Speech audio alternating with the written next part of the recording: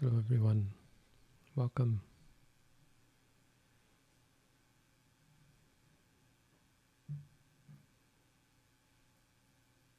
Thank you all for coming. It's good to see people here on time.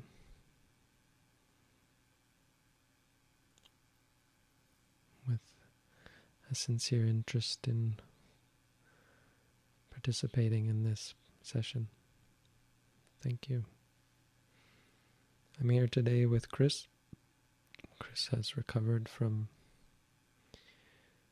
his sickness somewhat. He says he still has some symptoms, so he's sacrificing his own rest for our benefit.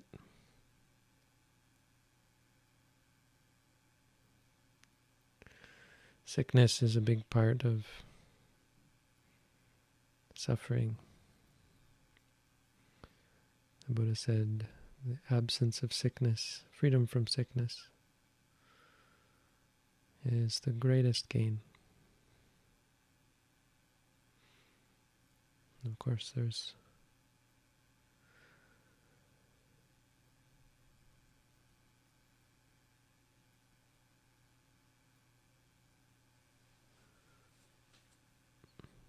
this is a time when we can all appreciate that.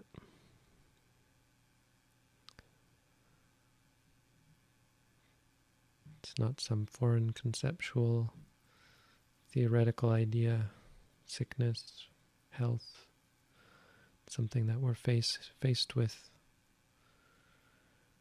day to day for the past months, 9 months, 8 months.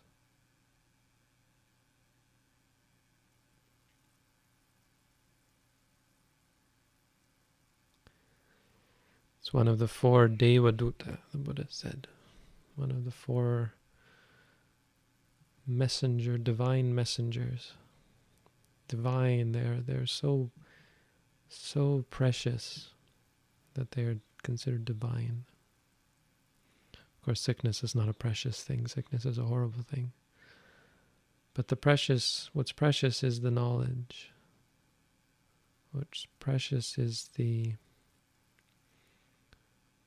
foresight to understand that this is a part of our lives. It's not just something that happens to other people. It's precious in that it's very rare and very valuable. And if someone had that foresight before a pandemic, before a disaster, they would be much better prepared for it. People who are ignorant, who don't have this valuable commodity of knowledge, of wisdom, of understanding, they're very poorly prepared for suffering, poorly prepared for calamity.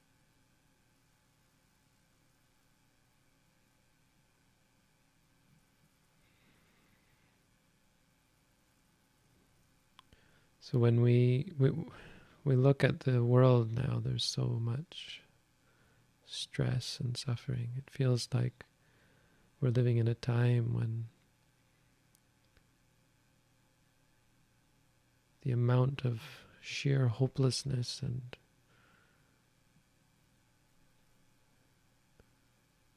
overwhelming suffering is just at its limit. Just almost hard to believe. Well, no. Overwhelming to think, to hear, I haven't experienced such calamity yet, but to read other people's stories, to talk to other people, to look at the statistics,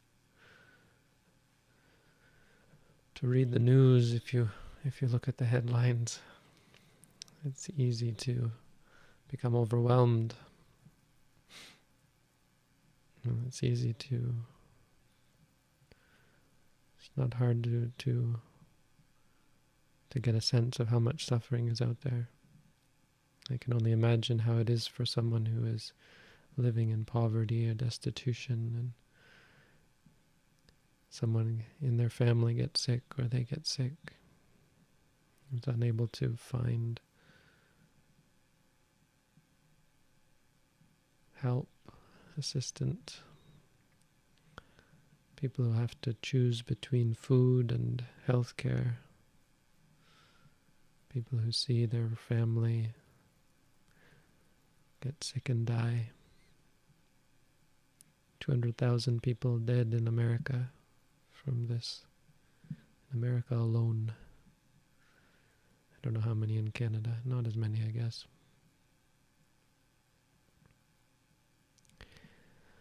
But, and it might sound callous to say this, I don't think the problem is the pandemic. The problem isn't the sickness. Talk about sickness. I suppose it's not a contest. There can be many problems at once. But the problem of the sickness is far, far overshadowed by a much bigger problem. And if that much bigger problem or those much bigger problems were solved, people would still die from the pandemic, but there'd be far less suffering. Far less death, of course, but also far less suffering. So you have to understand how profound it is to say, for the Buddha to say that the problems in life, the cause of suffering is our own craving. Well, more specifically, it's greed, anger, delusion. These are the cause of suffering. It sounds somewhat trite, and I've had people criticize this idea, saying that even if a person doesn't have,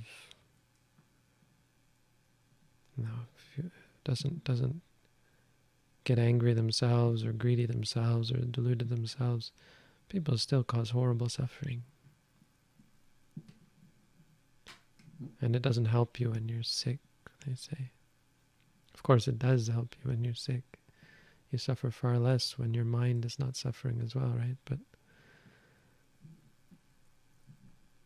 we're fixated on external causes. That person hurt me, this person hurt me. These people are the problem.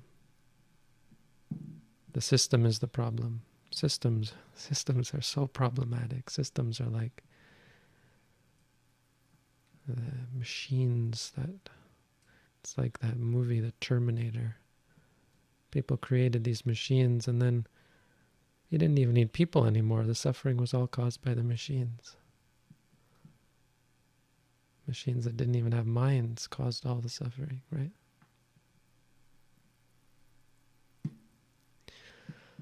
But we don't have to even dismiss that, because you can say, well, a person who gets sick and dies from COVID or any illness, cancer, can suffer far less, or you might even say not suffer at all if they're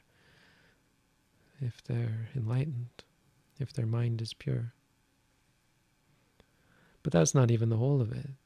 All of the problems, the systems and the people in charge and the politics and the economics, it's all caused, all of it, all the problems with the systems and the people.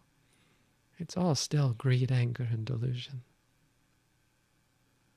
Our hatred of each other, our fighting, our wars, our conflicts, and our craving that leads us to manipulate and lie and cheat, becomes a part of our psyche, becomes part of good people's psyche as well. You might say, you're a good person, but you gotta lie and cheat and manipulate if you want to survive, and so you become part of the problem. You'll never solve it unless you purposefully refrain. They say things are going to get, the Buddha said things are going to get much worse. I don't know what that means, but whether they've already gotten much worse or whether they're going to get much worse than that, than this. They've been bad before, right?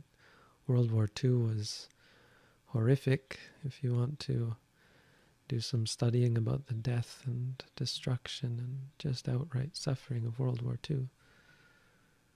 Of course, the Holocaust and not just the Holocaust, the amount of death and destruction. It's been bad before. But he said it's going to get worse, and then how it's going to get better is people are going to refrain. They're going to put their foot down and endure hardship, but they're going to say, this is the problem, and I refuse. And they're going to give up evil.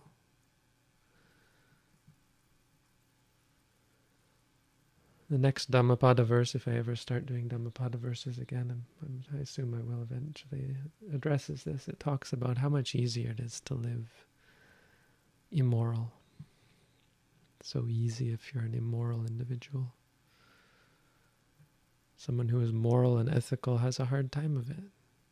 They can't just do whatever they want. They can't lie and cheat and manipulate to get what they want. So they have to suffer. This is what it's going to take. This is where the solution is going to come, when we all start to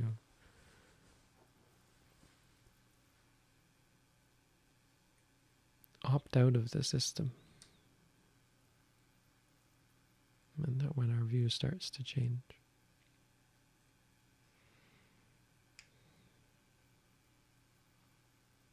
So, I guess I wanted to talk about this to sort of give some encouragement. That wasn't very encouraging. But the encouragement is that, not that the world is going to get better, or that it's not so bad or something like that.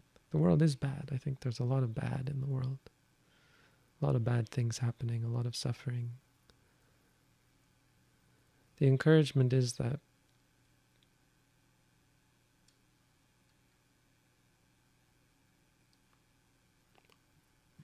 our path doesn't lie in that direction. We can, of course, free ourselves from a great amount of suffering through meditation, through mindfulness. But also we are a part of the solution when we undertake the right path. That if you're on the right path, you're part of the solution. You don't have to keep telling yourself, like, any day now it's going to get better. They said I'm following the right path. It might be bad for a long time. It could get worse. Probably get worse, but we can encourage that, be encouraged, even if it's a sacrifice. With all the people who have sacrificed themselves, there are instances, I'm sure, where people, well, we know of instances of martyrs to a cause. What would a Buddhist martyr look like? I think there's room for Buddhist martyrdom as well. But a Buddhist martyr is someone who engages in peace, who has no enemies even when there are enemies all around, who has no violence when there is violence all around, who has no hatred when everyone hates, who doesn't lie or cheat or manipulate when everyone lies and cheats and manipulates. We become like oil and water. We don't mix. Just don't mix. You might become a martyr, but it really is irrelevant. Some people will become martyrs, some people will change the world, see the world around them change. Some people will live a good life. If we were Christians, I would say we all have our cross to bear. But I'm not a Christian, so I won't say that. But the idea is there. It's not really a cross to bear. We all undertake something that is exciting, that is encouraging, invigorating. Enlightening is lightening, that brings peace, allows us to live in peace. We find the path that allows us to be like oil and water, not mixed with all the oily stuff in the world. It would be like the water. Or maybe the oil, we float on top, I don't know.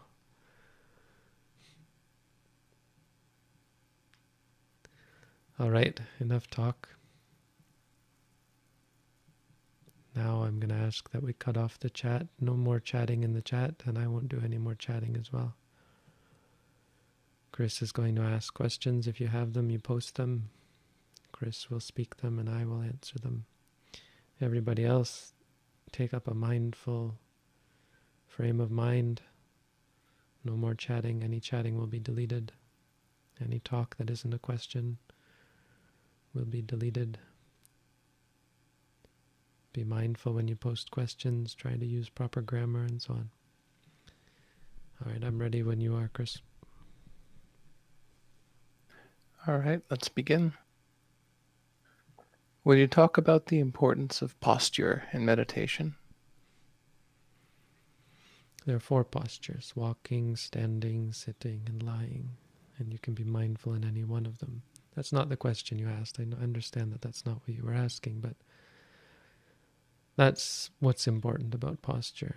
What you're thinking about, I think, which I assume you're thinking about, is not really important. Whatever posture you're in, yata, yata, and I can't remember the rest. Yata, yata means however. Yata, yata, he's... Anyway, it's in the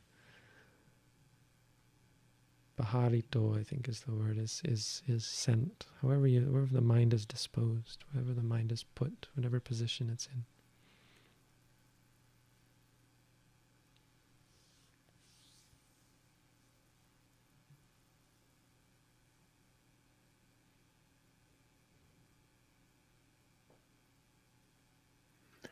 I can't help but perceive voices or spirits through quantum physics. Is it distracting my meditation? It is distracting my meditation very much. What should I do? Well, I would suggest first to try and come to terms with the fact that you're conceptualizing. What you're experiencing is either a perception or a sound. It has nothing to do with quantum physics, spirits, or voices. Even my voice, let's try and understand what I'm saying. My voice is not a voice. What you are experiencing is not my voice. You are experiencing sound, even as I'm talking to you now. If you perceive a spirit, that's just a perception. It's just something that's happening in your mind. Just as you perceive when a person walks into the room, you're not actually perceiving a person, even though you might say, well, the person's in the room. That's not really what you're experiencing. You're experiencing some kind of mental conception. There's a person in this room. Same goes with spirits. Through quantum physics is just your interpretation of it. It's not actually part of the experience. We're not interested in what is the cause, what is the reason. So in this instance, you have to be able to separate your mental conceptions from the actual experience. The actual experience is hearing or perceiving. If you're perceiving, you would say like knowing or perceiving or thinking. If you hear something, you would say hearing. Nothing distracts your meditation. No experience distracts your meditation. It becomes an object of meditation. You apply mindfulness to it as an object. Once it's gone, then go back to your basic object. But you don't ever try to ignore or avoid or remove an object. Take every object as the object of meditation. That's all you do.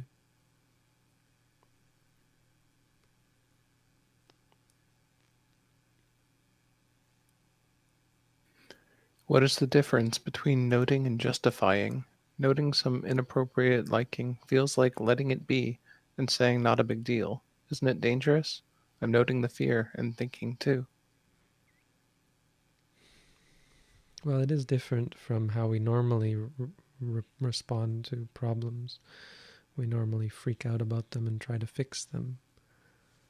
But that isn't the Buddhist path. We're not trying to fix our problems. We're not trying to fix ourselves. And it's not justifying, but I can see where you might think that it feels like that because you're so used to trying to fix your problem. Something's wrong with you, you should fix it. And so I just ask, well, how's that working out for you? When you try to fix all your problems, it doesn't really work. It's not the solution. The way to solve your problems is to understand them. And that's what noting leads to. It doesn't lead to justifying. It leads to understanding. If something's wrong and you understand it, you would never justify it, of course. How could it lead to justifying if you understood it? If you understood it and you justified it, that would mean that it's not wrong, right? Because you understood it.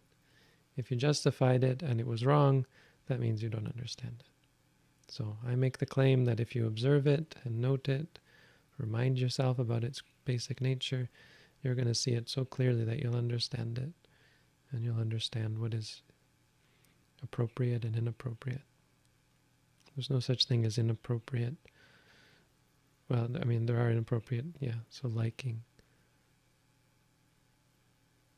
But you'll see that. And the only way to be free from it is not to fix it, but to understand it.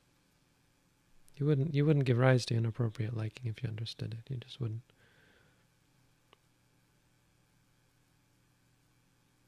So is it dangerous? No, not at all dangerous. It's the opposite of dangerous. It's much safer because it makes you less inclined towards it when you understand it. It's very dangerous to try and ignore it, to try to control it. That can be very dangerous.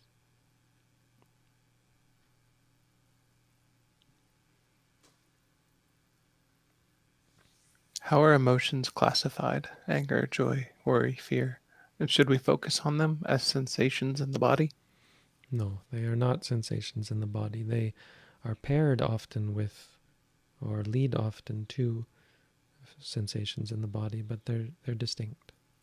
Anger is not the sensation, but it's very much associated with sensations. So you note one or the other. If you're angry, just note anger. If you feel in the body pain or heat or whatever the anger produces, say feeling hot or whatever. If you're worried and then the body becomes tense, say tense or say worried, doesn't matter which.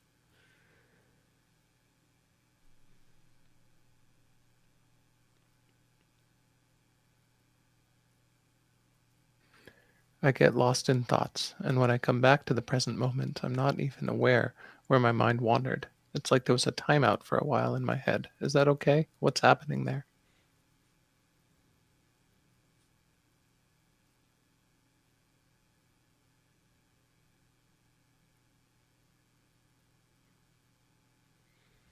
Many things could be happening, but in this case you get lost in thought, so that's what's happening there. Being not aware of where your mind wandered is a part of the nature of the mind, the nature of reality. We are not atomic, indivisible souls. And so that mind has ceased, and that train of thought has been derailed. And a new train of thought has arisen that is not related to that one. And so you can't even really remember it so much. Memory to it comes perhaps little or not at all. So you don't know what happened. And seeing that sort of thing is a very sort of important sort of insight. It helps you to start to let go of the belief in self and the need to control and be in charge. It leads to a more nuanced understanding of, or a more subtle and delicate understanding, refined understanding of reality as being made up of discrete experiences that are chaotic, complicated, and often unrelated. Is that okay? You should never really worry about what's okay. There is no okay, not okay. What's not okay is if you stop noting things, if you stop being objective, if you stop observing things as they are. Try to keep doing that. And as long as you're doing that, there's no okay, not okay.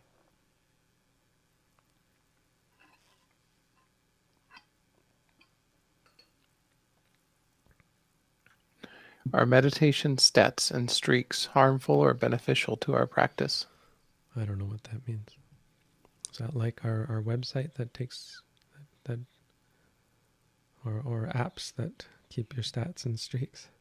I assume that's what you're talking about, right? There's certain apps that keep track of your stats and streaks.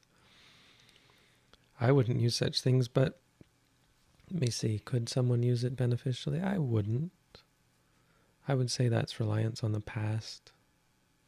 I would say it's a bad habit. And it may be something that can keep you as a crutch in the beginning, but I would look to someone to outgrow that rather than rely on it over the long term. So it's okay if you're using that sort of thing in the beginning, but try and outgrow it. Try and come to just be present now. What are you doing right now? Stats and streaks don't mean anything.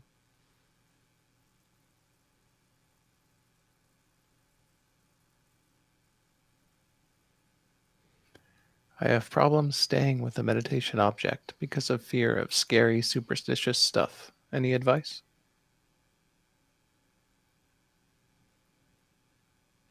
You don't have to stay with one object. I don't know if you've read our booklet. It might give you a different perspective on meditation. So I'd recommend that. If you're interested in doing an at-home course, you could learn go through a course and we could go through some of the techniques with you. But if you're afraid, in our tradition, you would just say afraid, afraid. And that would be your object.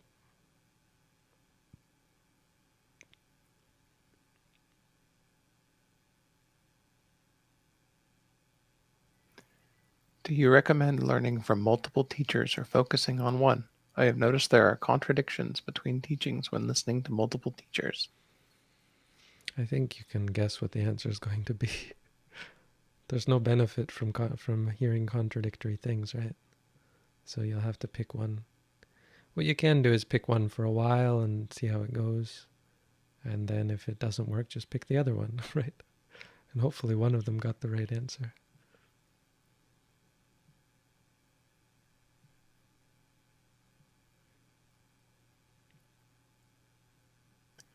How do we note delusion? I can see anger and greed when it arises, but not clear about delusion.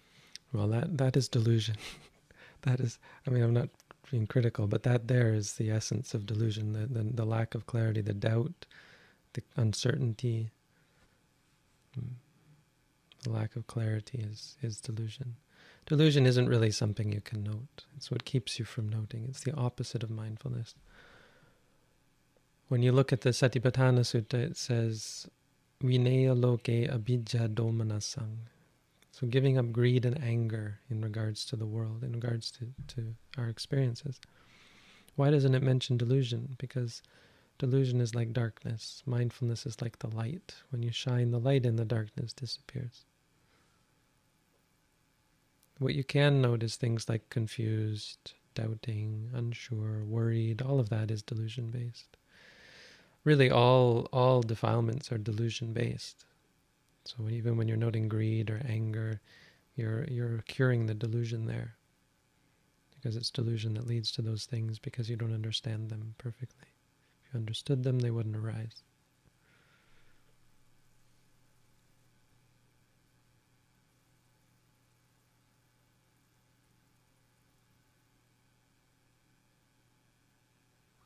In walking meditation, how does one decide on pace?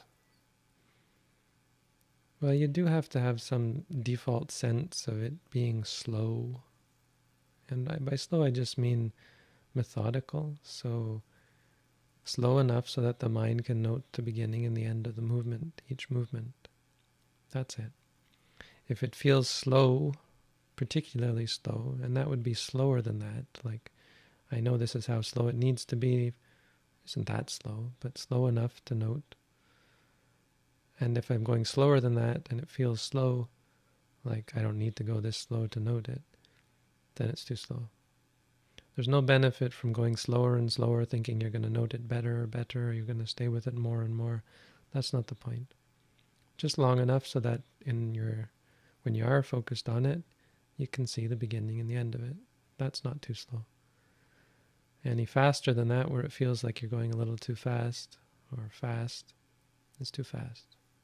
Basically, once you've got that default sense of it being, slow enough, then whenever it feels slow, or whenever it feels fast, that'll be too slow or too fast. Basically, once you've got a general understanding of a good rhythm, or not rhythm, but a good cadence, a good speed, then you'll know, like, if it feels slow, then it's too slow. If it feels fast, it's too fast, basically. But it'll be slower than we normally walk, just because that's too fast to be able to really note the beginning and the end of things.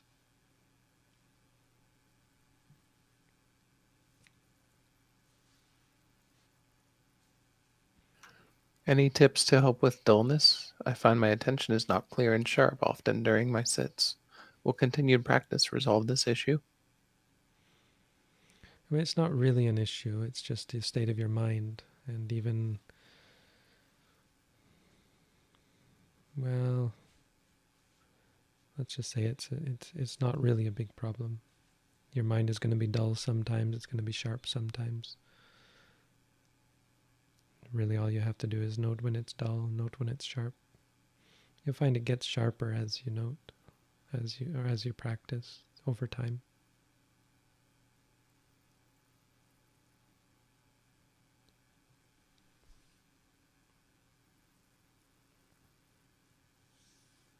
How do we know if we are noting properly?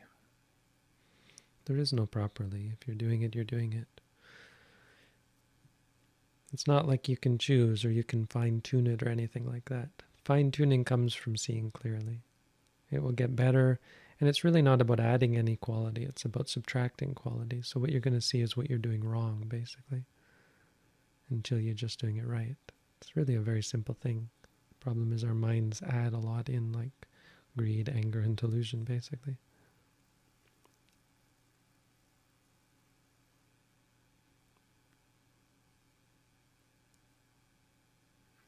When we speak of getting rid of the hindrances, does that just mean relinquishing our reactions to them?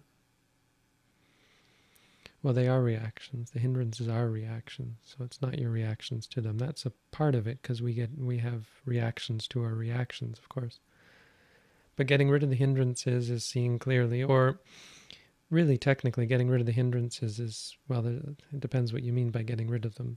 You can suppress them in the sense that they never arise. You can stop them from arising by focusing, and you can focus on a conceptual object to do that. When we focus on ultimate reality, our experiences, we're also just suppressing them. But the suppression is more meaningful because the object of our awareness is the object of the hindrances. It's the things that we react to. So when we see them more clearly, getting rid of them on the real level is that seeing clearly. When you see things clearly, you don't react to them. So for example, when we experience pain and we are mindful pain, the more clearly we understand pain and see it for what it is, the less of a reaction there is, the less of a tendency there is to react to it. And just a clarity in general about experience, clarity about the nature of hindrances, how they're useless, how they're harmful, how they're unskillful. Just that general understanding helps to rid us of them, which really just means stop them from having a potential to arise.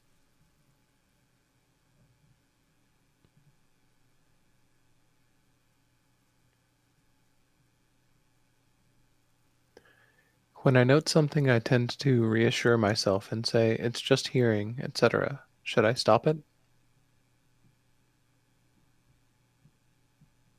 Yeah, I wouldn't recommend that. It's not terrible. It's just not necessary and not really helpful. like trying to make the practice better somehow. You have to leave yourself open to overreacting, for example. Like if you say pain, pain, and your mind says, yeah, it's terrible pain. Well, you might try to counteract that by saying it, no, it's just pain. But we don't want to do that. We want to learn about our reactions as well. So just be neutral about it. It's pain. See how your mind reacts. No, it's terrible. And then note that, disliking or upset. Don't try and create some equanimity or something. Some don't artificially create that sort of state.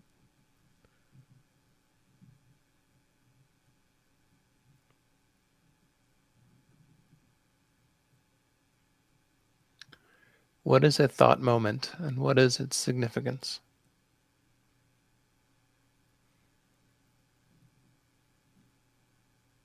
Doesn't have any significance. It's a thought moment. Not sure how much I can elaborate. I mean, a thought is a thought.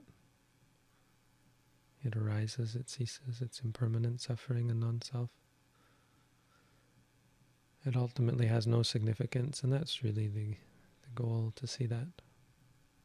Because we give things significance. And there's good, bad, me, mine, right, wrong, true, false. In meditation, we see it as a thought. That it arises, ceases, is impermanent, unsatisfying, uncontrollable, without significance.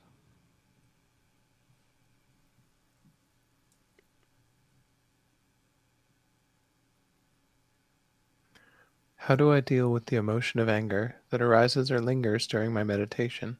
It seems to be rooted in being in contact with unpleasant people. So people aren't the cause of your anger. The cause of your anger is your reaction to the experiences of them. So obviously certain people don't make you angry, and it would be much nicer if everyone was like that, but as you can see, that's not the nature of the universe, unfortunately. So your only alternative is to change the way you look at the people who you do encounter. Things arising and lingering is not the problem. It's not a problem. Just try and see it when it arises, see it when it lingers, see it when it does go away or doesn't go away. That helps you see that the mind is not under your control, and that's a big part of helping you to let go. When you see how forcing things, because anger is a part of forcing, right? Anger is involved with the trying to get rid of things, plotting to get rid of people, or I don't know.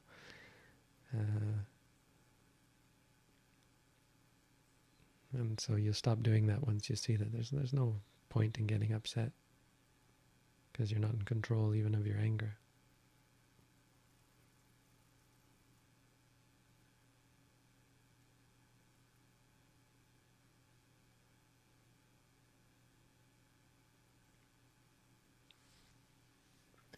How do I know if I am making any progress? Should I continue? Should I stop if I don't see any difference?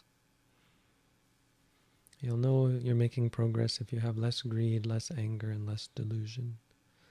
But no, you should never stop because you don't see any difference. And you can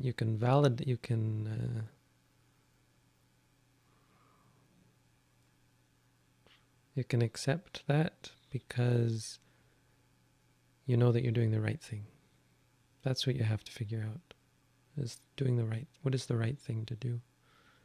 And a person who practices mindfulness can see that it's the right thing to do, that it's actually a pure mind, it's a clear mind, it's better than the alternative of reacting to everything. That's what you have to work towards. Work to find the right way. Don't worry about where it's going. Look at the quality of the way of life, quality of your interaction with things. And focus always on that, always on the quality of your interaction, the quality of now. That'd make a good catchphrase, the quality of now. That's all you have to focus on. When the quality of now is perfect, you reach the goal.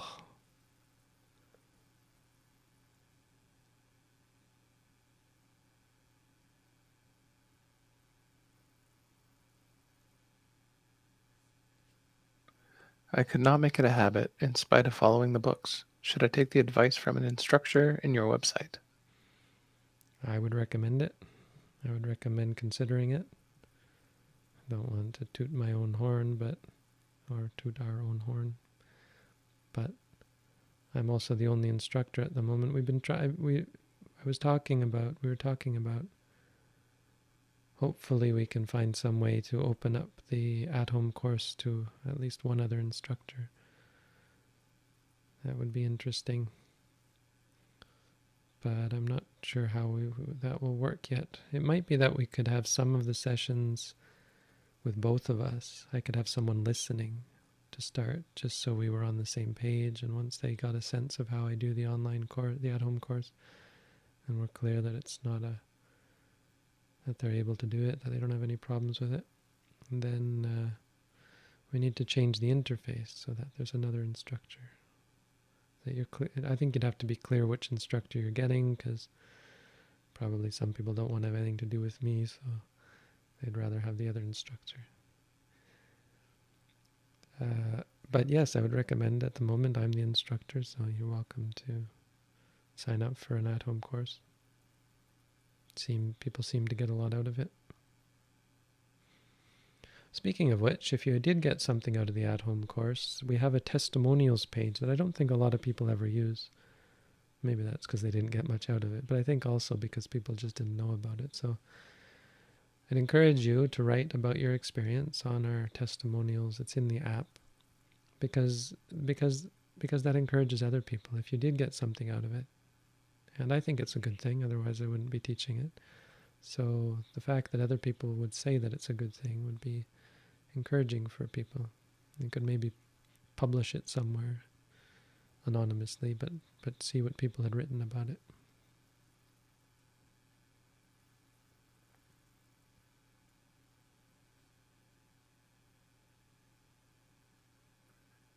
I almost never note happy feelings. Why is it so hard to see them as they happen? Maybe you like them, I don't know. It's not hard for everyone, so you just have to practice. But yes, I guess it's hard for a lot of people because of how much we like them. We're used to interacting with them in a different way. See, when unhappy feelings, we trigger something in our mind. Something's wrong. What am I going to do? And so the question of doing something comes up. When you feel happy feelings, that question doesn't come up. You don't ever think, oh my God, I'm happy. What am I going to do? That never happens.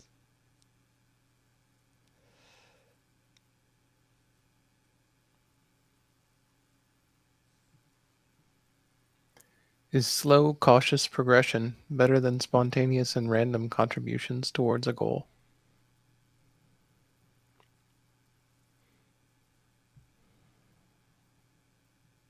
I don't know. It seems like you're overthinking it. Practice is best. Do what you can. Spontaneous and random sounds careless to me, and you should be careful. I guess I'd probably lean on the side of slow, cautious progress.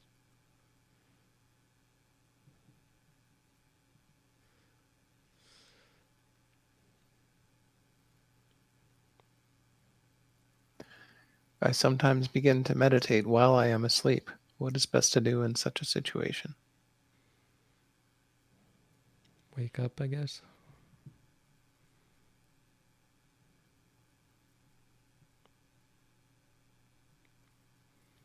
Probably wake up.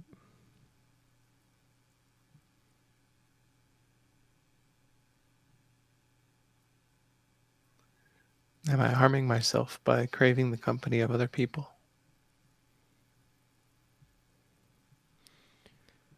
Well, you can answer that for yourself. Try and be mindful of the craving, and you'll see.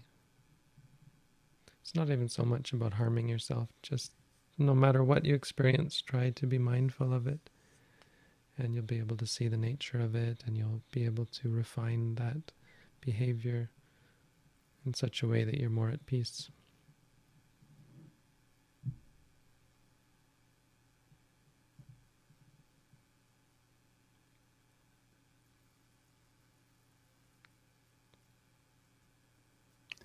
Is suffering caused by our own mind or thoughts? Please advise.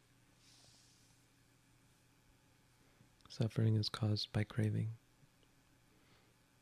It's caused by clinging. It's caused by attachment, reaction.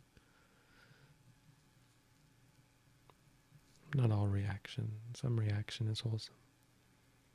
But it's caused by certain reactions that are based on craving.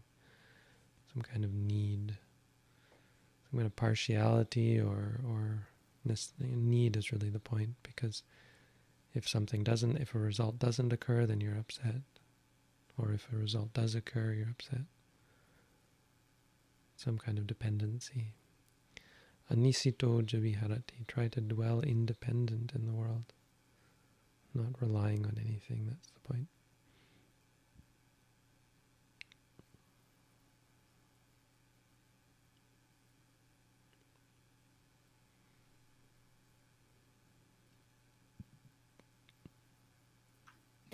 When I meditate during a long time, I eventually really want to stop because it becomes more and more unpleasant. Would you say it is particularly beneficial to sit through it? I guess I wouldn't recommend sitting for a long time. Sitting, I guess you're saying? Yeah. I would recommend doing some walking first and then sitting. I would recommend, if you're interested in my advice, to try practicing according to our booklet if you haven't. You might recommend you to do our at-home meditation course. I can't really comment beyond that because I'm not really sure what you're practicing.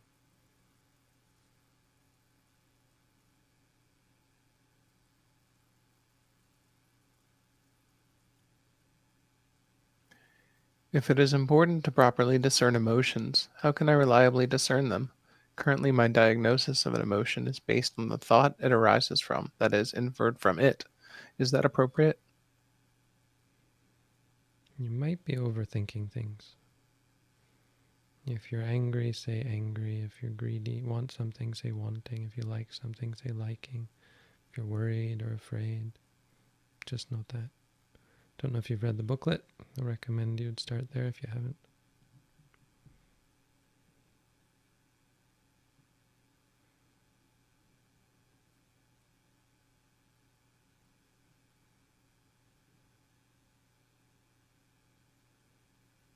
Is it okay to take your at home course while participating in other courses? No, I wouldn't recommend that. I mean, if you're talking about meditation courses, yeah, no, I wouldn't recommend that. If you're talking about like university courses, that would be okay. As long as you have time to do 2 hours a day. The beginning is 1 hour a day, but you have to be prepared to work up to 2 hours a day over time. And no, you shouldn't be practicing any other meditation technique during the time.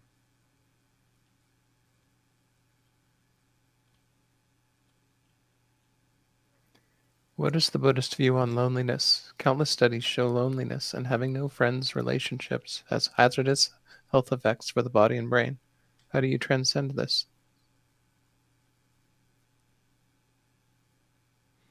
I bet I could count the number of studies. It's kind of tongue-in-cheek, but I bring that up because studies show there's a very problematic basis for an argument. Studies can be designed in various different ways and show statistics. Most often they show statistics, right? So did they show that every single person who had no friends, relationships, had hazardous effects? No, probably it was statistical where many of them had that. So you're talking about average people, and the average people don't practice mindfulness. If you're talking about people who are lonely, well, I would say people who are practicing mindfulness tend to not be very lonely. So the effects of loneliness wouldn't be felt. Loneliness, what is the view on it? I mean, it's loneliness. It's a yearning, a desire, a craving for something.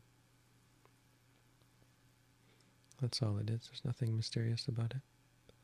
And yes, that sort of thing is hazardous to one's health. But having no friends, relationships isn't really the problem. So I mean, I guess I would agree with the general science behind that certainly when people are lonely, that's going to be harmful to their health. But the same goes with so many emotions: anger, stress, worry, fear.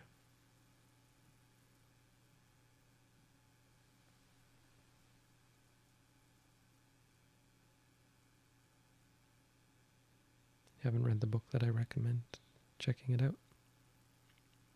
It's all free. We're not trying to get money out of people. I always feel like one of these online gurus is like, buy our booklet for $29.99. Sign up for a low monthly fee for enlightenment. It sounds a lot like that, except everything is free. We're not here to make money. We're not here to get anything from you. So don't be shy. We've got lots of resources if you're interested. If you're not, no skin off our back. That's a terrible expression. No harm, no foul. Is that okay?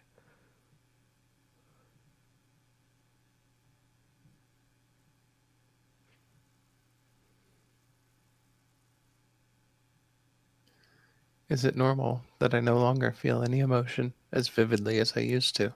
I wonder if this is progress or a detriment. Normal isn't a thing. We change. We're all unique. There is no normal. It's now normal for you, perhaps, at this time. It's neither good nor bad. It just is. Just try and be mindful of it. Mindful of what does arise. If you're worried about it, then try and note that. If you're wondering, say wondering.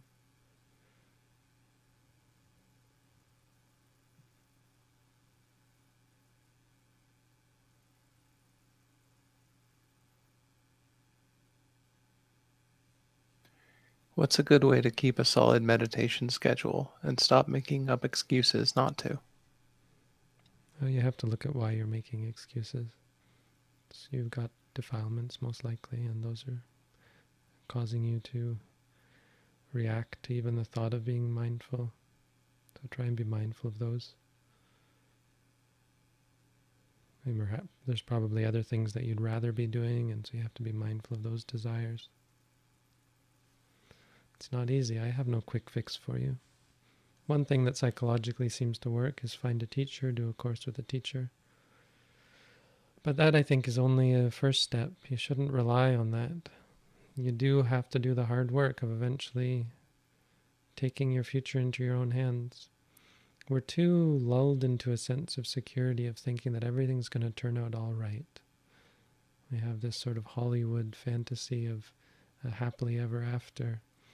And you know what? There is no happily ever after, as many people have found out through crippling and horrific tragedy and suffering. There is no happy ever after guarantee. We have to take our future into our own hands, and we have to be prepared for a great amount of hardship, because that's always a potential. It's always a potential. It's something we'll never be exempt from as long as we're reborn in samsara. The only way is to change our minds.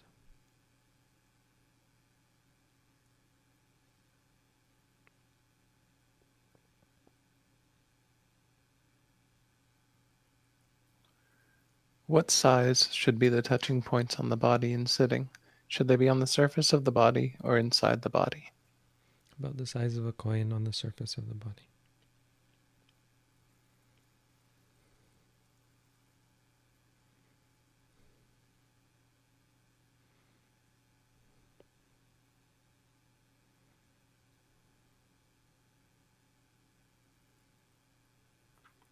What is difficult in meditation?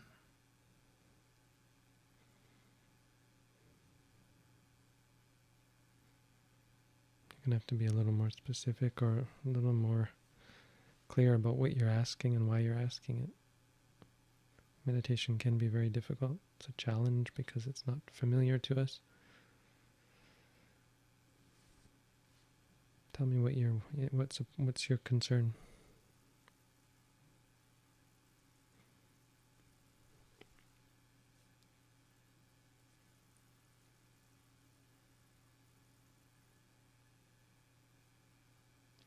How can I reinforce belief in Nirvana? The older I get, the more is the appeal from skepticism. How do I deal with this? You don't have to reinforce belief in Nirvana. You have to realize it for yourself. But it's not really, it's not a problem to not know it and to have some sort of belief in it, because it's all the same path. The path is of the same nature as the goal, really. The path is the path to is the purity path. So you're cultivating purity, and the goal is purity. So Nirvana is the most pure and sublime and peaceful state. It's hard even for it to say that because it doesn't even get there. But it's nothing separate from.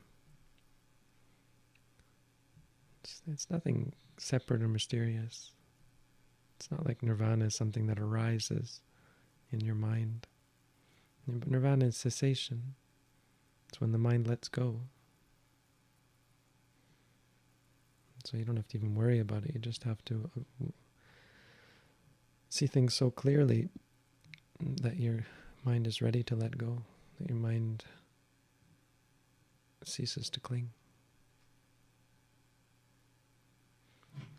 If skepticism appeals to you, you should note that, just as you note everything else.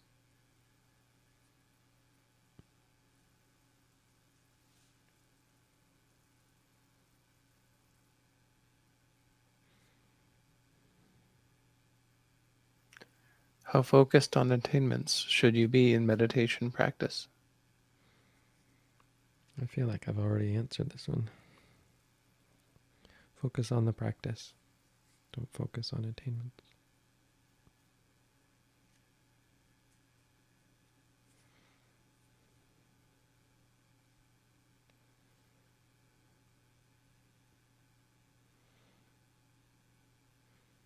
Sorry, I don't know if I feel like I'm giving very short answers. I hope that's still useful. I'm trying to answer the questions. What is your opinion on the practice of combining ideas of various Eastern philosophies into a personal set of beliefs? No, pass. That one I'm not going to try to answer. If we don't have any, we're done now. So if we don't have any important ones, we will stop. Find me the important ones, the ones where I'd say, oh, this person needs an answer for their practice. The questions about one's own active practice have all been answered, Bhante. All right. And everyone can talk again. No more questions. We can all say sadhu. Good questions. I hope it didn't sound like I was dismissive. I think there's not a lot to say about many things. I hope it didn't sound like I was dismissive of questions. Some questions I think I did dismiss and have to be dismissed. They're not really all that important. It's not that you were a bad person for asking it. It's just that you have to direct your attention elsewhere. Asking questions is not the be-all, end-all, of course. It's not a replacement for the practice. The only reason you need to ask questions is so that you can get back to practicing. So I hope people aren't coming here thinking, oh good, we get to do our weekly question asking again. It should be, oh, I wish I didn't have to come here, but I have some questions, and so I need answers. But some good questions. And certainly you can see there's a lot of sincerity. People here are sincere about their practice, sincere about their path. So I appreciate that. I appreciate you all, and thank you, Chris, for helping. May we all find peace, happiness, and freedom from suffering. Sadhu. Sadhu.